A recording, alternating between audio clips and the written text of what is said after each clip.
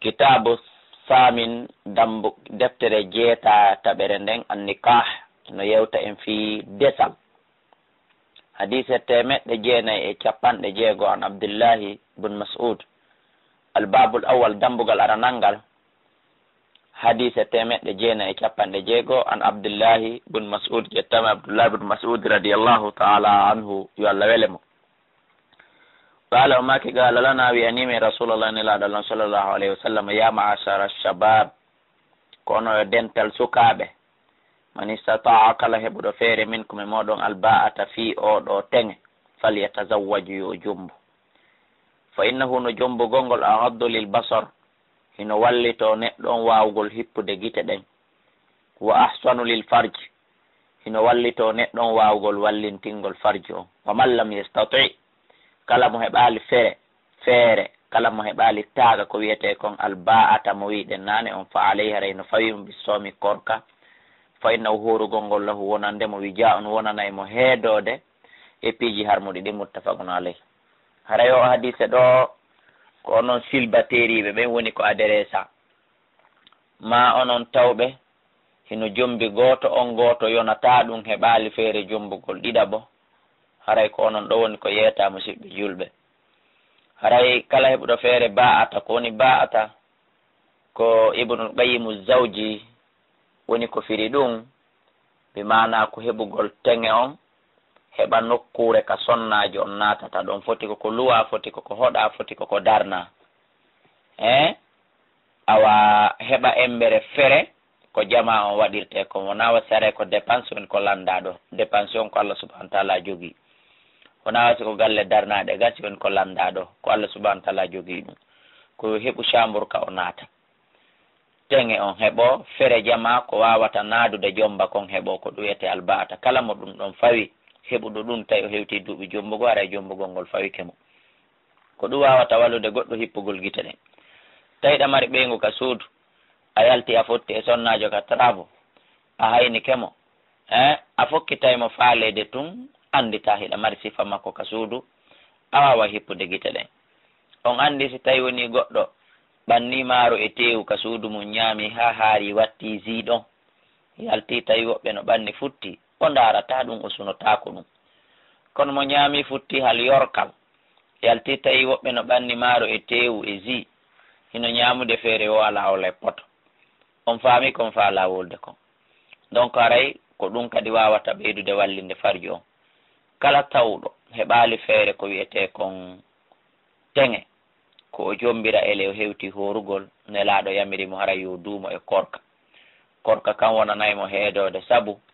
korka kan ɗoytay vitamine wingel ka ɓandu kono ɓandu ndun kadi jogori le vitamine wo ko noon faale on wonirta e makko en torki Allah subhanahu wa ta'ala yalla yañña en jomben ha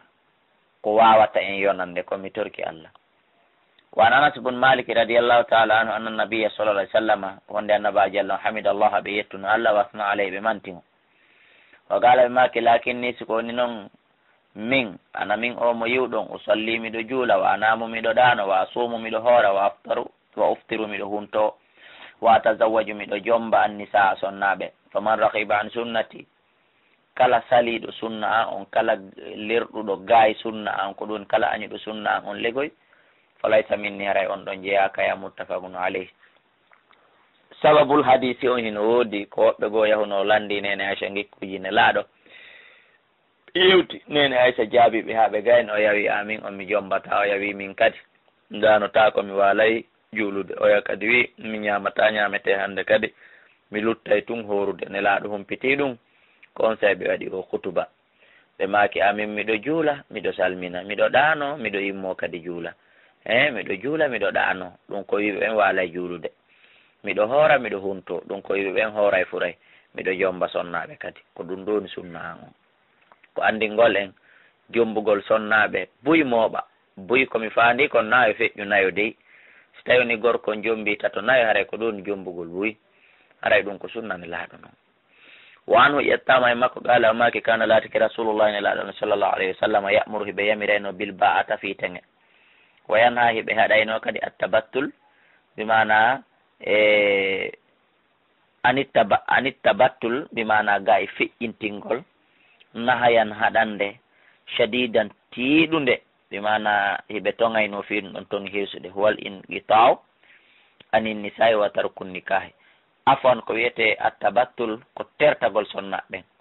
nelaɗo hino yamirayno jombugol ko ɗuni ko fanda ba a tawiyaɗo ɗo on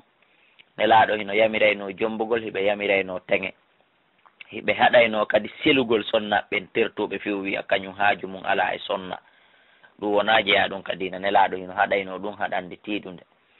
way ɓuluɓe ma kayno tazawwajul wadudal waluda jombe sonnajo jiidotoɗo yiɗaɗo ko woni sonnajo jiidotoɗo ko ya yahu legoye ƴettu jomboya e famille ɓi jiidotoɓe goho ɗiɗi kadi hara sonnajo on duuɓi makko ɗin feƴƴali jiidi jomba kadi sonnajo yiɗaɗo na wasi haray ko fanda jombo sonnajo jiidotoɗo wasi ko ya yahu ka ndaroɓen ɓe yettoma hi on jiidoto ɗum ɗon ko hunde harmude nde waɗetake ma wasi haray a anday ko wirni andata ko wirni ko yahugol ndara famille ɓi jiidotoɓe ka woni jomba on ɗon adda hara kadi duuɓi makko ɗin feƴƴal jiidi hara kadi ko sonnajo yiɗaɗo seeɗa hara na tawɗo yiiɗo kadi falaka nelaɗo hino yamirayno ɗum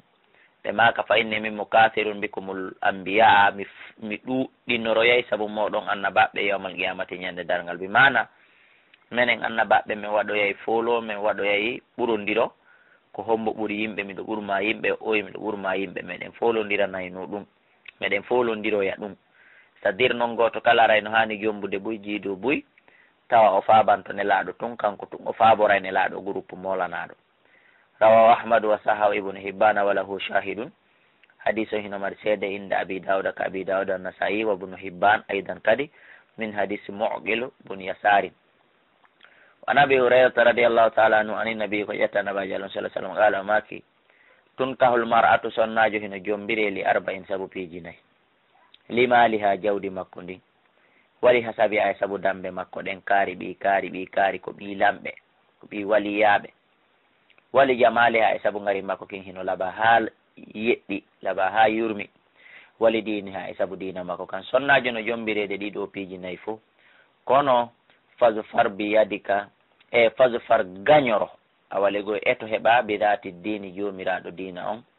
taribati yadaka tabintin juuɗe maɗen ɗo muttafaqun alayhi e ma baqiyati sab'a hadis on ko fottanaɗo e mum wondude en jeeɗiɗe ɓe heddiɓe ɓen kadi fof no filli hadis on kono haray boyi ɗo famali o hadis boyi hino sikka nelaɗo yamirɗo ko sihatul amri wona sihatul amri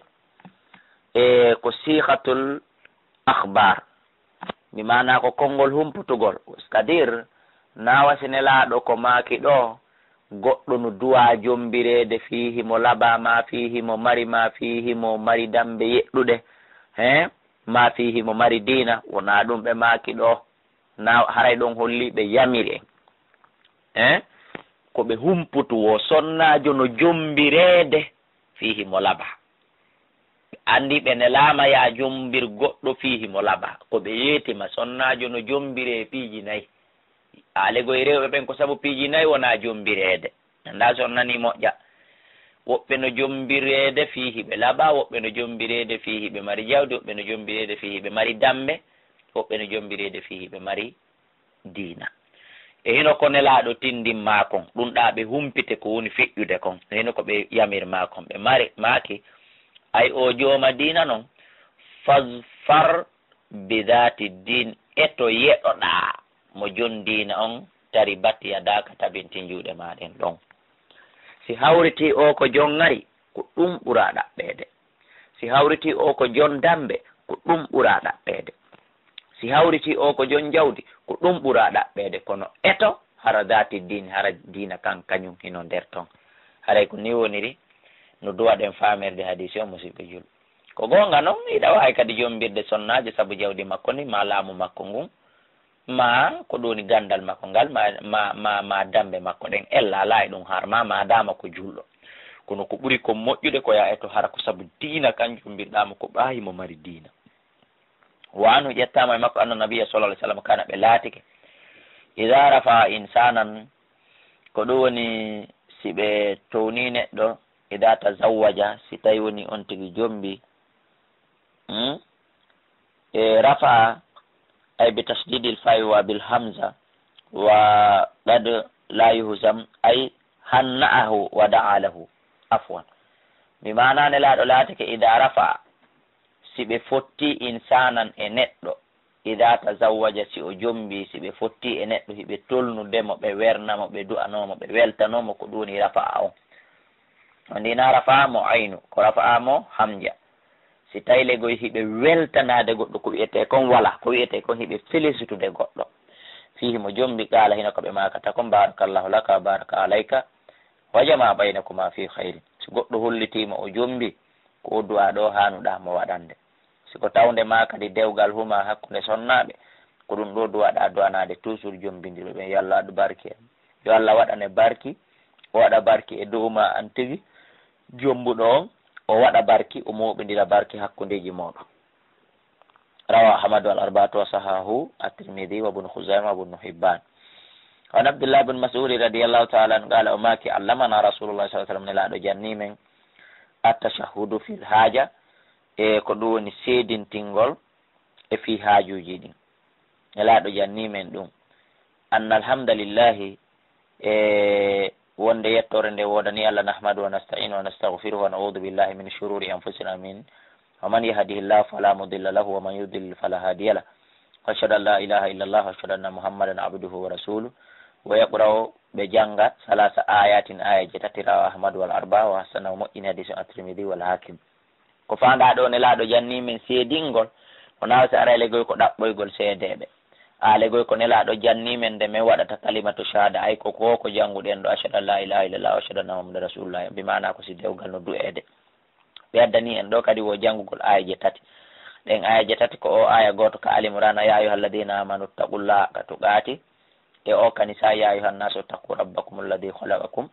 e o ka ahzab ya ayyuhal ladina amanu taqullaha qulu qawlan sadidan ko ɗe ayaje tati e laaɗo hino jannga e no ɗe ɗo hande kadi ɓaawo ɓe waɗi o iftahu ɗo inna alhamdulillahi on haaka hatti ɗon ɓe watta ɗe ayaje tati ɓe du'o dewgal ngal ayi woɓɓe go lutodiri e ko jooɗoto winna yo waɗude fatiha laawol ma nasrullahi laabinayi ma ɗum ɗo ma ɗum ɗo mo waɗali ko duwa waɗude kon ko hana waɗede kon ko hanaka waɗede kon ko ɗum woni ko waɗata won Jabir radiyallahu ta'ala an qala qala rasulullah sallallahu alaihi wasallam maki idha khataba ahadukumul mar'ata si goɗɗo e moɗon ƴamay sonnajo si goɗɗo e mon torto sonnajo fa in istata'a so ɓi feere an yanzura min hande o daratamo ila ma yadu'uhu faade kon ko noddatamo ila nikaya faade jombugol mo fal yafalhu kon ɗum yiyata e sonnajo tawata ɗum ɗon noddete ya jombumo ma noddete ya terto ko yeeso gollegoy hay si tawi sonnajo on ko buumiɗo siɗa falamo jombude haray ko yo ñortu yeeso ngon o ñorta fala juuɗe ɗen yiyamo ndaara si tawi hawranima jomba si hawranalimo watta o watta pottoɗa halanamo hawrali o heɓata bakkatu ko yiiɗamo ɗon kon an kada heɓata bakkatu ko yiiɗamo ɗon kon illa koyna gotel hara ko fiwirino ɗanniye ko fi yo ñorto tun yiyamo famike ka rawa ahmadu wa abu dauda wa rijalu sagatun kono ta goto jaɓu jombude sonnajo mo yiyaali fiw fi sonnajo no buumi yo ñorto yiyamo are ko ɗum woni ko islam woni ko yamiri wa sahul hakim wala onoɗen hadithun shahidun seede inda tirmidhi wa nasa'i anil mughira wa inda ibnu majah wa ibnu hibbana min hadith muhammad bun muslim al muslim no ka muslim an abi hurairata radiyallahu ta'ala an anna nabiyya wa nabiy sallallahu alaihi wasallam qala be makani li rajulin fi gorko tazawwaja jombuɗo imratan sonnajo nelaɗo make ene anazarta ilayha andaruno o andari o qala gorko on jaabi la o gal nelaɗo make wata waɗɗum idhab fanzur ilayha yahu ndaramo taw si jombamo kan sa jombimo joni tawi na ko faaloyaɗa haray ko honno yahu ndaramo taw wan ibnu umar radiyallahu ta'ala anhuma qala qala rasulullah sallallahu alaihi wasallam make la yahtub ahadukum ta goɗɗo e moɗon ƴamu ala khitbati akhihi e dow ƴamal musidɗo makko hatta yatruka ha accita alkhatibu ƴamowo on qablahu ko adimo aw ya'dana lahu ma o yananamo alkhatibu yo yaw o ƴama ɓay kanko o faɗi ma ɓa o découragé ke muttafaqun alayhi wa lafzu lil bukhari kono sellata kananami abdoullahi kalami ɗo immi fiji o an kadi immoɗa fi on ya akhi tawat ɗum fijirtake si musidɗo ma on yalti fiji o accay ha o jomba ma acca ha o faɗa si tawi o faɗi noon kan kadi ko hananimo ko haalangol yimɓe ɓen he a hari mi nangono mi acciti nani fiyo yimɓe ɓen hedditi ɓen kañum kadi heɓuno yaltira fimu haray ko ɗon ko hani hanana mawɓe juuɓe ɓen kadi tolnudugol worɓe ɗiɗo tato fiiji o gooto. kala mo ɓe nunnanta ɓe nunnan gooto, so ɓe nunnantamo yoɓe haylanmo hoore, yoɓe hollumo e nele haray ɗon on ala gasude ɓe adda nganto no pullo Fuuta andirano, ma no julɗo andirano, ɓaynaji pullo Fuuta tun wonɗen jannude. wan Sahal ibn Sa'd as-Sa'idiyi radiallahu taala anhuma qala o maki ja'at imratun sonnajo go arno ila rasulillahi kanelaɗon sallah sallam fa qalat o wi ya rasulallah ji'tu ahbalaki nafsi, mi ari mi okkima hoore am fiya jomba. on say fa nazara ilayha rasulullah sallallahu alaihi wasallam nelaɗo Allah on daarimo fa sa'idan nazara nelaɗo ƴawni gite ɗen fiha e makko wa sawwabahu ɓe jippini bi mana ɓe daarimo ley e dow ɓe daarimo ɓe laƴƴi gite moƴƴala legoy awa ko ɗon ko fanda. summa ta'a rasulullah sallallahu alaihi wasallam ra'a sawdi refti nelaɗo liƴƴi salama ɓe on. falamma ra'atil mar'atu tumande sonnajo yiwno annahu no nelaɗo lam yagdi fiha shay'an, ko ñaawali e makko hunde wonde miɗo faalama ma mi faalakama, jalasat o jooɗi, kanko le mo desidi o yiwata ɗon o jombaka o jooɗi. fa qama rajulun gorko goo immi dari min asabi immorde sabaɓe nelaɗo ɓe fa galoni ya rasulallah in lam takun laka biha haaja, sa mara haaju e o sta awalego so tawi a faalakamo fi dewgal fa zawwijniha, awa okkam mo mi resinanmo. qala nelaɗo maki fa hal indaka min shay'in, taw siɗa jogii goɗɗum seeɗa koye waɗete teŋe. fa qala o jaabi la o oye wallahi ya rasulallah wallahi kay nelaɗo hunde mi mara. fa qala nelaɗo maki idhabu yahu ila ahlika faade ka yimɓe ma ɓen fanzur ndaroya hal tajidu shan, taw sa heɓay toon goɗɗum ko waɗen teŋe. fa daba o yeetumma raja refti o arti fa qala inni la wallahi hunde mi heɓoyali, ma wajattu shay'an mi heɓoyali hunde. fa qala rasulullah sallam nelaɗo Allah maki unzur taru law khatiman min hadin, hay sa heɓay kurunda hun jandi. fa daba o yeetumma raja refti o arti fa qala wi la wallahi ya rasulullahi wala khatiman, mi heɓali hay hurundare min hadid himmorde jandi, walakin skoni hada izari eno ɗo tuuba amba mi hakke komi faala sonnajo on, ara joni mi waɗi tuuba ambanteŋe. ala nelaɗo maki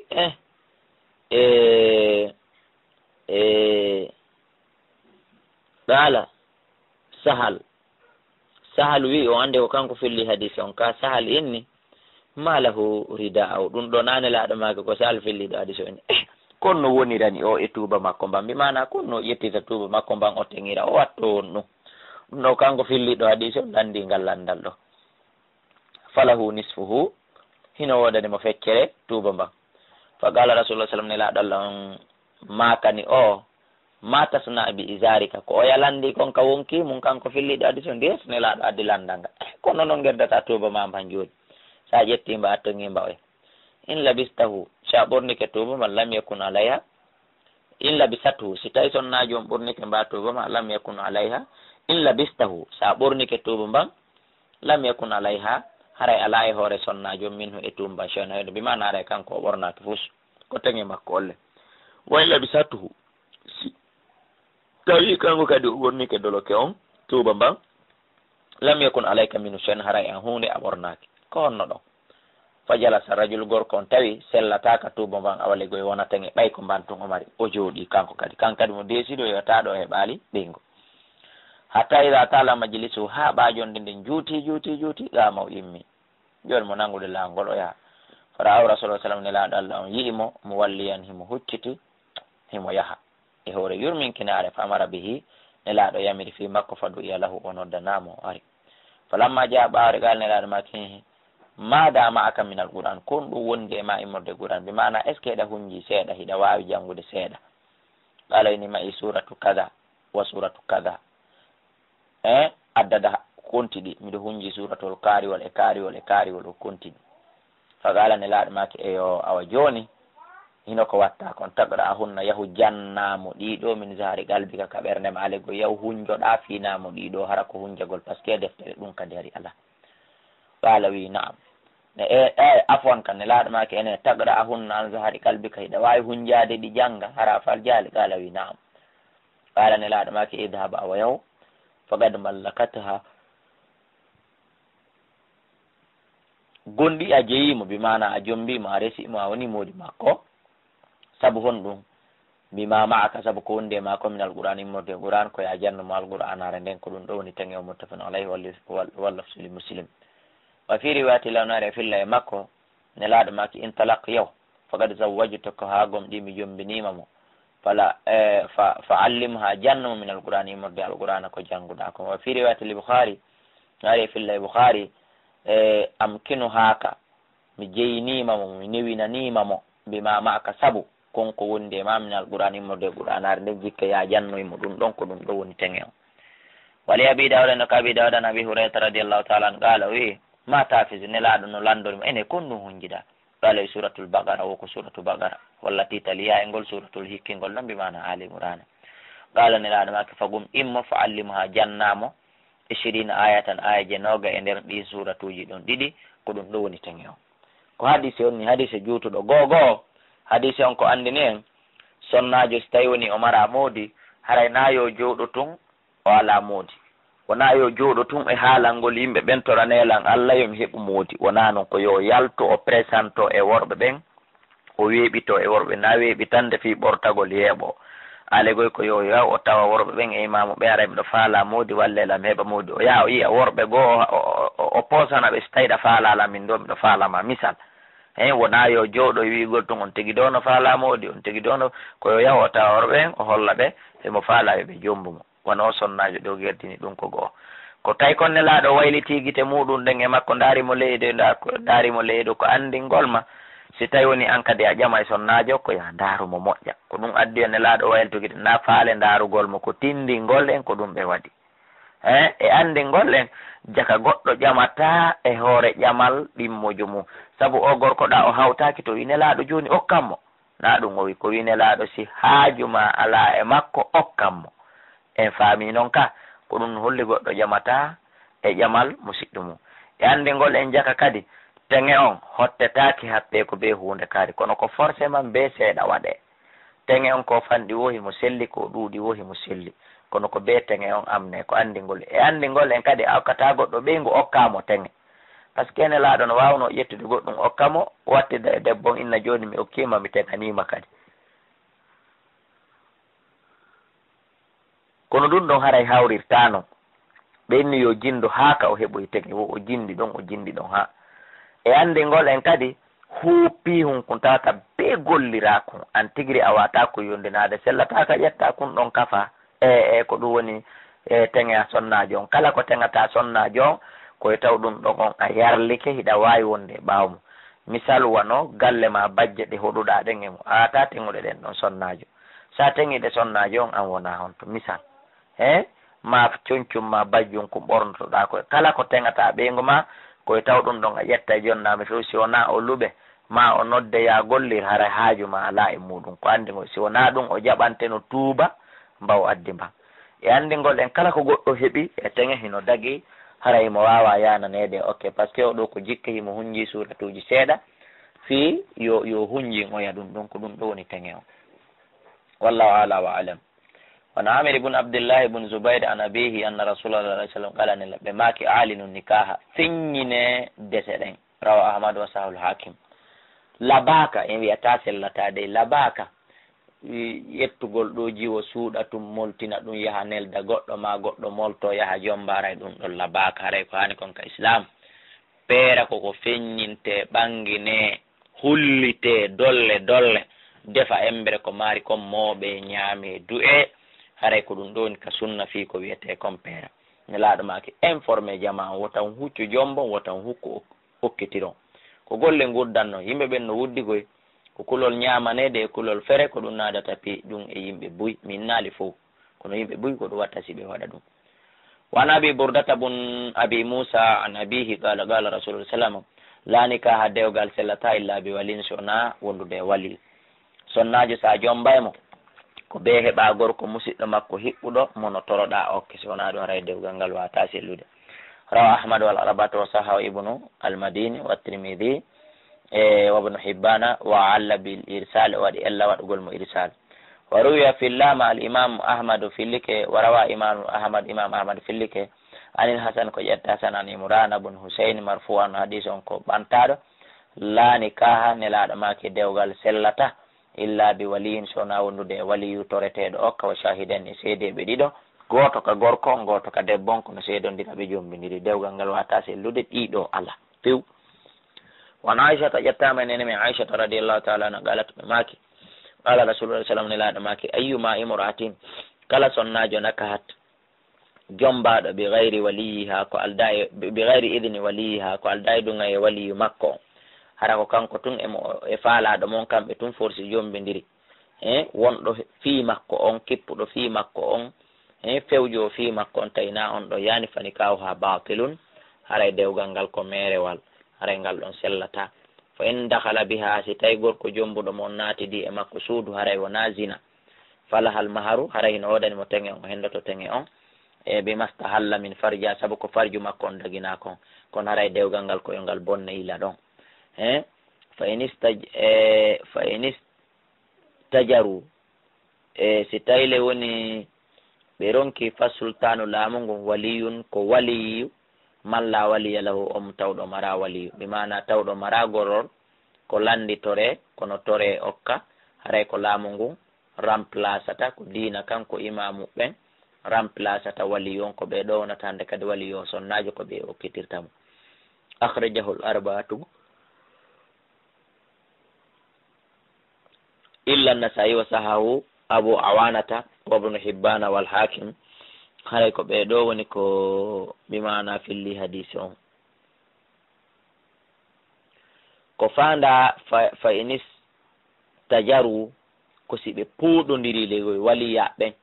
bappiraɓe ɓen yeddodiri fottali ma kotiraɓe ɓen yeddodiri fottali misal ko sifa ɗum ɗon alegoy ko fanda wa inta naja u wahtalafu ko sewni ɓe puuɗodiri ɓe lutodiri ɓe fottali e hunde hande kadi laamu ngun laamu julɗu ngun laamu diina kan immo charso hande kadi ko kamɓe okkitirta kala mo waliyaɓe mum puuɗodiri ma kala tawɗo mara waliyu haɗa ko kamɓe wonnata waliyu makko وعن ابي هريره رضي الله تعالى عنه ان رسول الله صلى الله عليه وسلم قال ماكي لا تنكح الايام سرتادو jombetake hatta tusta amara ha o disine o lande simo yiɗi so woni sonnajo jombama nokkugo seediri e modi mo gurdam ma mayde aray oɗo haray ko yo diise o lande haray oɗo kanko ɓuuri handude ka o okkitirte ɗon wala tunkahul bikru jiwo kadi jombetake hatta tusta adana ha o disine oɗa ko ha o yamira ko ɗo okkotolla nani ko tan okkan ɗo kala sonnajo tawɗo meeɗanoma jombede haray oɗo ko kanko yamirta ka o okkete ɗon kala tawɗo kadi meeɗaka jombede ko jiwum ɓay oɗo sendidira alfiji ɗi moƴƴa haray ko yo disine tun so nunni haray lanni kaalo ɓeni no ya rasulallah wa kayfa idiniha ko on no jiwo yanirta e jombe ɓaari on say jiwɓe ɓen no hersa moƴƴa na sifa jiwɓe joni ɓen yahay ɓe jogo jungo suka ara inna baba ko oɗo okkotolla na ɓen ɗon ɓeeɗa num hari hay ɓe landa ɓe wawata jabade ko ɗum waɗi si sahaba ɓe landiti nelaɗo ngal landa ngal nelaɗo maki an taskuta ko nde o deƴƴata muttafun alayhi sa landike jiwon so tawi o suka ɗo hino welamo o fanki o deƴƴi haray ko jababu ye on no wonde hino welamo haray ko yon okkumo ɗon wani ibnu abbas radiallahu taala anhuma anna nabiya on danabajo sal sallam qala maki athayibu cameɗɗo kon cameɗɗo ko meeɗaɗo jombede ko wiyete kon cuccurujo a haɓɓo kanko ɓuuri handude ɓe nafsiya e hoore makko min wali yaadi wali makko bimana kanko ɓuuri handude ka o yahata hol na wasi de o okkitira e hoore makko no ko kanko ɓuuri handude e accede suɓo ka yaha wal bikru jiwo tusta amaru ko diseteɗo wa idnu ha yanugol makko ngol sukuta ko deƴƴugol mo so deƴƴi haray hollihi mo yiɗi rawa muslim wa fi lafdin ari e konngol laysa lil wali alana waliyu fus ma a thayibi wondude e cameɗɗo amrum fiyake o hunde e aduna alanamo si wona landagol mo simo yiɗi ɗo ko ya déterminata wal yatimatu tustamaru amma alyatima hum kun disete kun landete kakun okkete ɗon sino wela kun rawa abu dauda والنسائي وصححه ابن حبان وعن ابي هريره رضي الله تعالى عنه قال ما قال رسول الله صلى الله عليه وسلم لا تزوج المرأة sonnajo okkitirta sonnajo few wala tuzawwaju almar'atu nafsaha sonnajo okkitirta hoore mum haray ko nene makko mawɗo ni mako pati makko ni mako yaye makko ni ko ɗo okki emmo haray ngal dewgal ɗon sellata ma ɓawo sonnajo kanko tigi ko responsable himo mari hakkille mo sendidiri piiji ɗi himo jangi o okkitiri hoore makko haray ɗum ɗon kadi sellata musidɓe julɓe rawa ibnu majah wa daraqutni wa rijalu worɓe hadis on sigatun ko hoolaɓe وعن نافع عن ابن عمر رضي الله تعالى عنهما قال ما كان رسول الله صلى الله عليه وسلم هلي عن الشغار كبيته كون شغار كون دون شغار wa shigaru kon shigar an yuzawija rajulu ibnatahu ko nde gorko okkitirta ɓiɗɗo muɗum on goɗɗo goo ala an yuzawijahu l akhar ibnatahu fi jikke yoya okkumo kadi ɓiɗɗo mum o ma ƴetta bandirama okka goɗɗo fi kan kadi okke bandirama on ko alda e tenge walaysa baynahuma sadaqun hara tenge ala hakkunde maɓɓe muttafun alayhi haɗa ɗum ɗon sellata wattafaga ɓe fottana min wajin akhara e bangal goo kadi ala anna tafsira shigar hiɓe fottani e bangal goo kamɓe sahih Bukhari e Muslim hiɓe fottani nokkugo wonde firo mum wona ko wiwɗen ɗo wonde kon shigar minal kalam nafi anna tafsira shigar wonde no firo ko wiyete kon shigar min kalami nafin koye morde konngol nafi naafi ɗen anndi ko inde neɗɗo mo hadisi on ƴettama e junngo mum na naafiqi dey ko naafi an ibnu abbas ƴettama abdullah ibnu abbas radiallahu taala anhuma anna jariyata no wonde no korɗo goo e bicran jiwo atati nabiya o arno ka annabaji allah sallah sallam fa dakarat o janti anna abaha wonde no ben makko zawwajaha okkitirimo woyatawi kanko ko sonnajo on noon kaari hatun ko añuɗo ko okka ɗon o ari ka nelaɗo en nelaɗo baba okkitirilan kono mi yiɗa kami okkitira ɗon few fa hayyaraha rasulullah sallam nelaɗo allah on suɓinimo joni noon wonugol ka dewgal alegoyi e yaltugol ka dewgal okkitire ka faala ɗum rawa ahmadou abou dawud abune madia wa allah bil irsal ko andi golɗen goɗɗo sellataka force jiwu mum fi tun ko ɓiɗɗo mum okkitirama ka o faala okkitira hara jiwum kon koye ko lande se ko yanodirama haray noon kon okkitire kono forsugol okkitirangol haray ɗum ɗon hana wa anil hasan ƴettama hasan an samra ani nabi sallah sallam qala nelaɗo make ayyuma imratin kala sonnajo zawwajaha mo okkitiri ɗum waliyani waliyaɓe ɗiɗo fa yaray kanko sonnajon lil awwal minhuma haray o wodani e adiɓe ada mo ada okke dew emo ɓe mana o jiwo ko miññirama ko miññirawo oɗa kadi goto kala e mon yiya suka ka gasete okkede oɗa okkitira mi ñammu oɗa kadi okkitira mi ñammu haray dewgal ngal ɗon ko kala mo jiwo on ada okkitirede e muɗum kala mo jiwo on dewgal ha ada humede hakkude muɗum haray ko on ɗo woni moodi jiwo on haray ngal dewgal ɗa ko ngal anilete ngal hande kadi haray ko ada ngal humede ngal haysko seconde goto haray ko on ɗo woni moodi makko rawa ahmadu al arbatu hasan tirmidhi wan jabiri radiallahu taala anhu qala rasulullah sallah sallam ayyuma abdin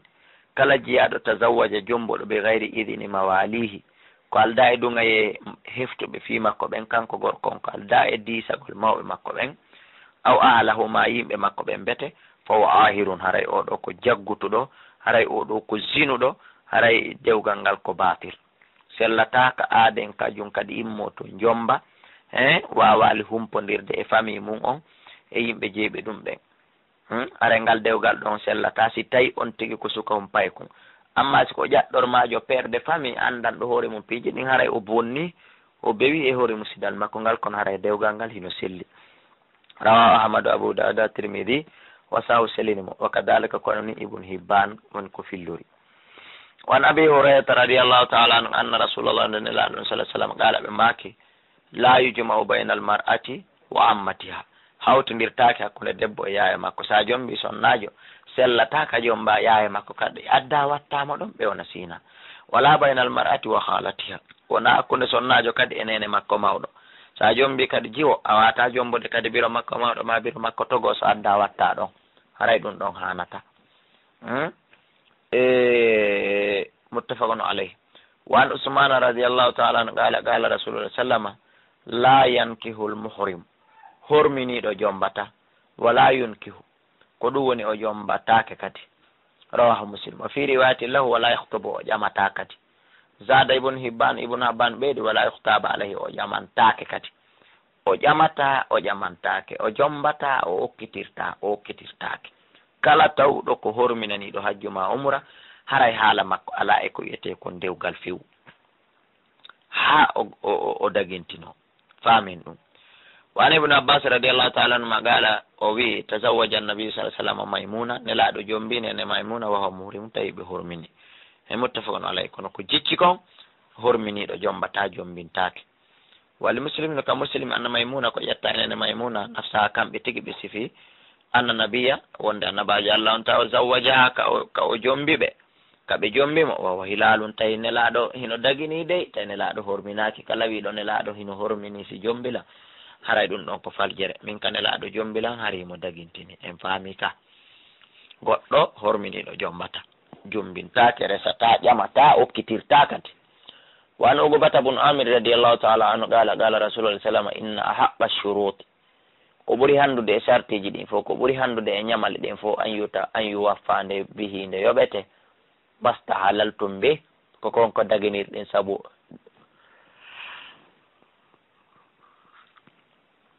ko konko daginirɗum saabu muɗum alfuruja farjuji sonnaɓe muttafanal bimana ñamale ɗin fof ko ɓuri handude nde yoɓete ko teŋe ɓay ko saabu teŋe on waɗi ha sonnajo on daganima ma ahadiji ɗin fof ko ɓuri hannude e nde hunnete ko haade nde ƴettanɗa sonnajo fi jikke ya jombu mo haray ko ni aadi ɗon ɓuri handude e yoɓegol e dendanangal ahadiji ɗin wa an salmata bunil akway radiallahu taala an qala o wi rakhasa rasulullah sallam ne laaɗo Allah on newini ama awtas e hitande awtas nde awtas ko inde nokkure ka jihadi waɗi ko ɗum wiyete awtas e nelaɗo yamirno ɗon newnu no fil mutu a waɗugol mutu a koko yiyoton ɓe si'aɓe no gollira salasata ayyamin balɗe tati perte tumma naha an ha refti nelaɗo yilti haaɗi ko dagitota ko aduna rawahu muslim haray ko balɗe tati nelaɗo onno ko daginno koko wiyete ɗo mutu a ɓelti ɓe harmine eɗen andi ko wiyete kon dewgal mutu a si'a ɓen ko aqida maɓɓe kamɓe hiɓe faami kala mo waɗali ɗum aray o natata aljanna allahu akbar ko hunde harmude ila ɗo koyon faamu ila ka nelaɗo maki ɗon o hadis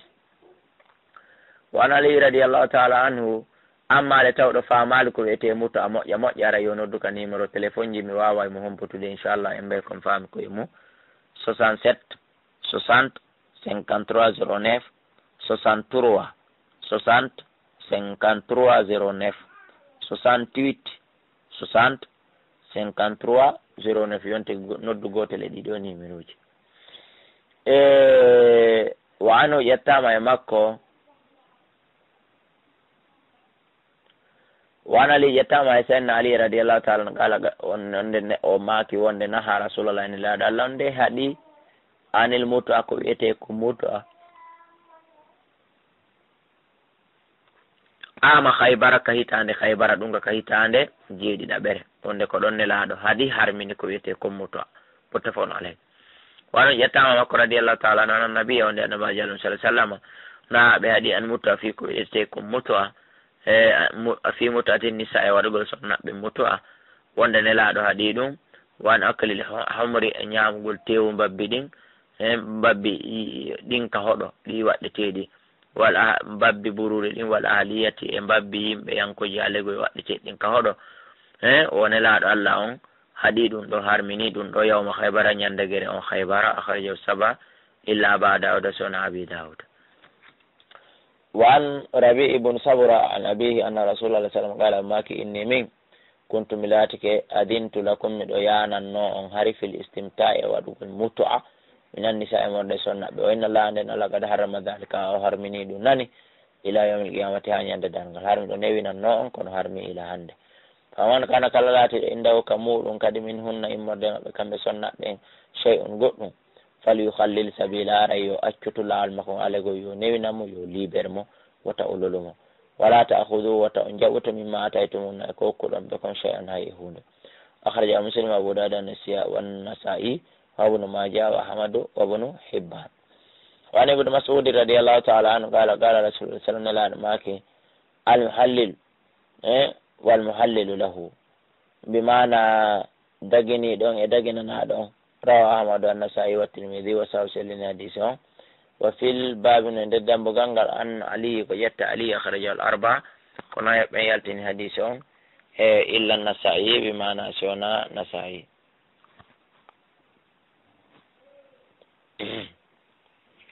إذن دار التفسير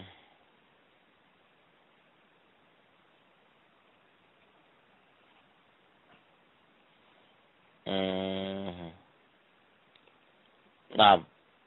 haray kono ɓe holliri en no inchallah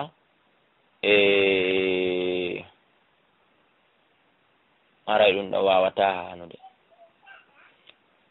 almuhallil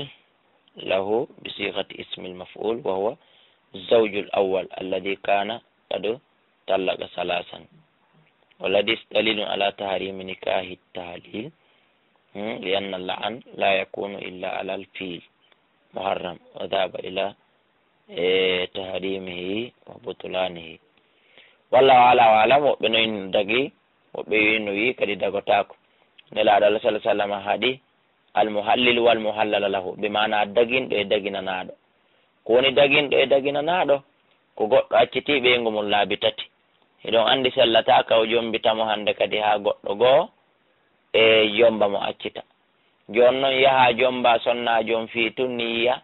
ya jombo mo tun accita fi yo dagano o gorkoɗa haray an waɗɗu ɗum ko waɗɗa kono harmi waɗi gollal harmungal sonnajo kadi waɗanaɗo ɗum on fino hotira ka modi makko arano on haray kan kadi hino harmi o waɗi gollal harmungal kanko gorko on mo ɓoyngu on woni artude ka mum kanka ɗo waɗi gollal harmungal ko ɗon ko fanda daguinɗon e daguinanaɗon ɓe fof maɓɓe haray nelaɗo Allah on huuɗi haray ɗum waɗatake. wa nabi hurairata radiallahu taala anhu qala rasul sallam nelaɗo maake la yankihu zani jombata zinowo fil majuludu illa mislahu sona sifa makko bimana sonnajo jinowo on almajludu alladi daraba bisawti bimana ko piiraɗo sawru ndun fi haddi zina bimana jombata sonnajo zinowo piyaɗo piggal sharia saabu ko zini kon illa mithlahu sona zinowo kadi sifa makko